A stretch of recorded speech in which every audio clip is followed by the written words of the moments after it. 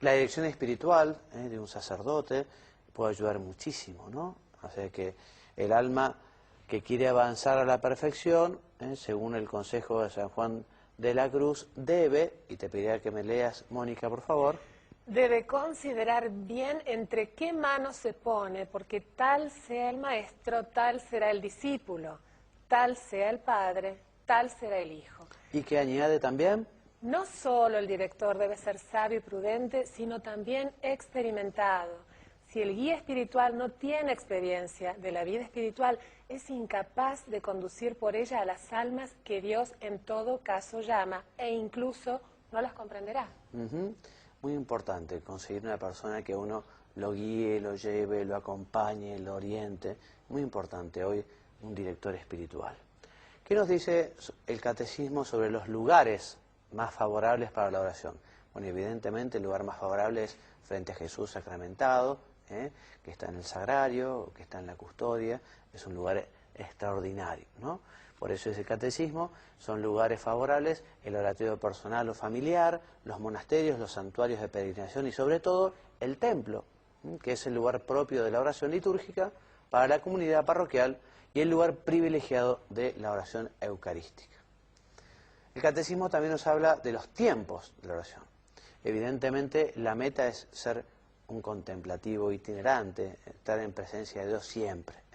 Ya nos dice San Gregorio de Nacianceno, es necesario acordarse de Dios más a menudo que de respirar. Pero lo alcanzaremos en la medida en que recibamos de Dios el don, y recibiremos de Dios el don en la medida en que nosotros también pongamos los medios para efectivamente crecer en vida de oración y llegar a ser contemplativos. Pero en ese catecismo no se puede orar en todo tiempo, si no se ora con particular dedicación en algunos momentos, que son los momentos fuertes de la oración cristiana, de intensidad y en duración. O sea que para aspirar a una presencia de Dios continua, para aspirar a la contemplación, hace falta tener unos momentos. Ya vamos a hablar de esos momentos, pero qué importante que es justamente que nos falten en la vida temas de diálogo, conversación, charla con Dios. Además, como vamos a ver a continuación, de esos momentos al levantarse o al acostarse, al bendecir la mesa. Por eso dice, nos habla de los ritmos de la oración, que te pediría que me leas, Mónica, esta placa, por favor. Están destinados a alimentar la oración continua. La oración de la mañana y la de la tarde, antes y después de comer, la liturgia de las horas. El domingo centrado en la Eucaristía. El ciclo del año litúrgico y sus grandes fiestas son los ritmos fundamentales de la vida de oración de los cristianos. Muy bien, y ahora vamos viendo un poquito cuáles son las expresiones de la oración, ¿no? Entonces la tradición cristiana contiene 3 importantes expresiones de la oración, formas de manifestar nuestra unión con Dios, que son la oración vocal, la meditación y la oración contemplativa. Las 3 tienen en común justamente el recogimiento del corazón.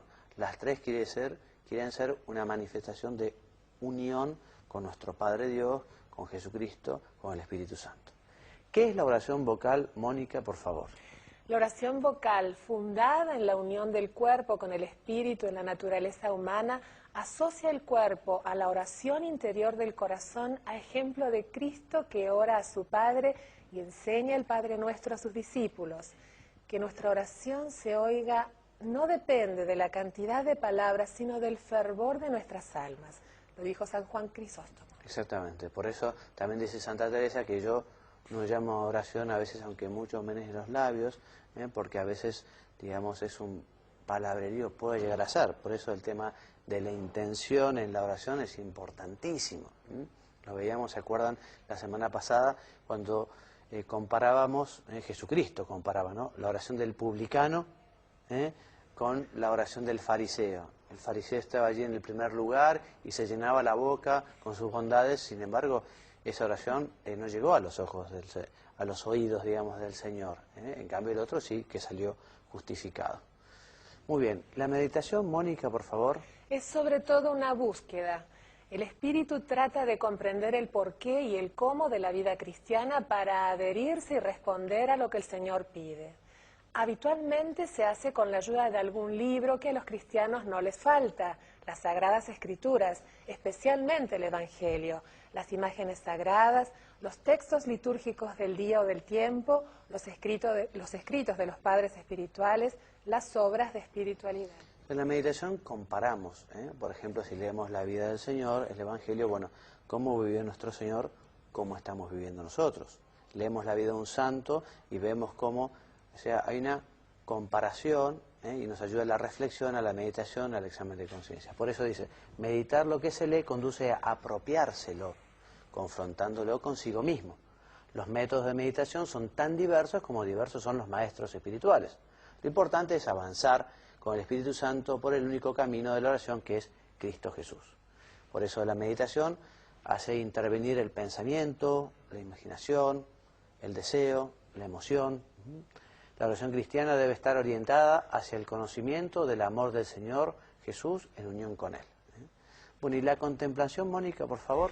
Busca al amado de mi alma, esto es a Jesús y en Él al Padre. ¿Qué es esta oración? Santa Teresa responde, no es otra cosa oración mental, a mi parecer, sino tratar de amistad, estando muchas veces tratando a solas con quien sabemos nos ama. En la contemplación se puede también meditar, pero la mirada está centrada en el Señor. Así es. La elección del tiempo y de la oración, en fin, lo que a cada uno el Espíritu Santo le pida. Por eso es bueno en la oración preguntar, bueno, ¿y cuánto tiempo, Dios mío, Dios Padre, Dios Hijo, Espíritu Santo, te parece que dedique a la oración? Cada uno a la oración el tiempo que le pida a Dios, ¿no? Y esto es importantísimo. Yo lo ponía en un marco en las casas de todas las familias, porque no se hace oración, no se hace contemplación cuando se tiene tiempo, sino que se toma el tiempo de estar con el Señor, con la firme decisión de no dejarlo y volverlo a tomar, cualesquiera que sean las pruebas y la sequedad del encuentro. Es fundamental, porque si vamos a esperar que tener tiempo para hacer oración, no vamos a hacer oración nunca. No se puede meditar en todo momento, pero sí se puede entrar siempre en contemplación, independientemente de las condiciones de salud, trabajo o afectividad, dice el Catecismo. El corazón, lo decíamos también recién, es el lugar de la búsqueda, del encuentro en la pobreza y en la fe. La contemplación es un don, una gracia, que por eso ahora aprovechamos para pedirle a Dios. La oración contemplativa es una relación de alianza establecida por Dios en el fondo de nuestro ser. También la oración es comunión, comunión con la Santísima Trinidad. La oración es mirada fijada en Jesús. Yo le miro y Él me mira, decía un santo cura, decía a su santo cura de Ars, un hombre que hacía este tipo de oración, mirándolo al Señor. Esa mirada que nosotros hacemos al Señor es correspondida por la suya, y la mirada de Jesús nos purifica. La contemplación es escucha. No solo hablar, también escuchar, a ver qué es lo que nos quiere decir Dios. Nuestra oración participa en el sí del Hijo hecho siervo y en el fiat de la Virgen María. Hágase en mí según tu palabra, dijo la Virgen, y Jesús también vivió para cumplir la voluntad del Padre. Nosotros también, en la oración, vamos a buscar la voluntad de Dios, a conocer la voluntad de Dios para decirle que sí. Las palabras en la oración contemplativa no son discursos, sino ramitas que alimentan el fuego del amor. La contemplación es unión con la oración de Cristo en la medida en que ella nos hace participar en su misterio.